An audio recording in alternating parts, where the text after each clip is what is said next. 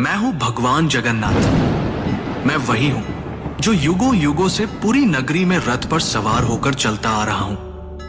पर आज मैं तुम्हें अपने रहस्य का वो सत्य बताने आया हूं जिसे केवल भाग्यशाली ही जान पाते हैं। लोग मुझे जगन्नाथ कहते हैं, पर क्या तुम जानते हो मैं कौन हूं? मैं वही हूं जो द्वारका में श्री कृष्ण था, वही जिसने अर्जुन को गीता सुनाई, वही जिसने राधा के प्रेम को साक्षात ईश्वरत्व में बदल दिया, वही जिसने अधर्म के सामने धर्म को विजयी बनाया। जब द्वारका का अंत हुआ, मेरा पार्थिव शरीर समुद्र में प्रवाहित कर दिया गया, पर मेरा हृदय, मेरा चेतन तत्व नष्ट नहीं हुआ। समुद्र में एक दिव्य काष्ठ पवित्र लकड़ी के रूप में प्रकट हुई और बहती हुई पुरी के तट पर आई। उसी समय राजा इंद्रद्युम्न ने मुझे स्वप्न में देखा। हे राजन, ये कोई साधारण लकड़ी नहीं, ये मेरा शरीर है, इससे मेरा विग्रह बनवाओ। राजा ने आदेश दिया। मूर्ति बनाने के लिए एक वृद्ध पुरुष प्रकट हुए। उन्होंने कहा, इन्हें गुप्त रूप से बनाऊंगा, कोई द्वार मत खोलना। वो कोई और नहीं, स्वयं विश्वकर्मा थे।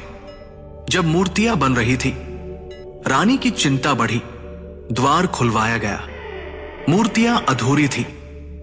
मेरे हाथ नहीं थे, मेरे चरण नहीं थे, पर तभी आकाशवाणी हुई, यही मेरा विराट रूप है, यही मेरा जगन्नाथ स्वरूप है, जहां मैं हर सीमा से परे हूं।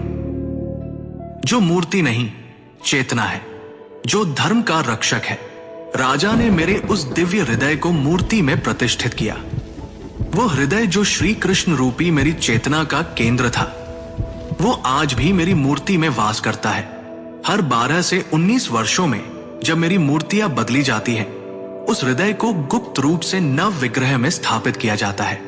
कोई उसे देख नहीं सकता, कोई उसका वर्णन नहीं कर सकता, क्योंकि वो हृदय भौतिक नहीं, दिव्य है। मैं वही हूं जो कृष्ण है, विष्णु है, और फिर भी सबसे परे है। मेरी आंखें गोल हैं, क्योंकि मैं हर दिशा में देखता हूं। जब मैं अपने भाई बलभद्र और बहन सुभद्रा के साथ रथ पर सवार होता हूं, तो वो यात्रा कोई उत्सव नहीं, वो क्षण है जब मैं मंदिर से निकलकर भक्तों के हृदय तक पहुंचता हूं। जब तुम मुझे सच्चे हृदय से पुकारोगे, ओम नमो भगवते जगन्नाथाय, तो तुम पाओगे कि मैं तुमसे कभी दूर था ही नहीं। मैं वही था तुम्हारे भीतर, तुम्हारी चेतना में।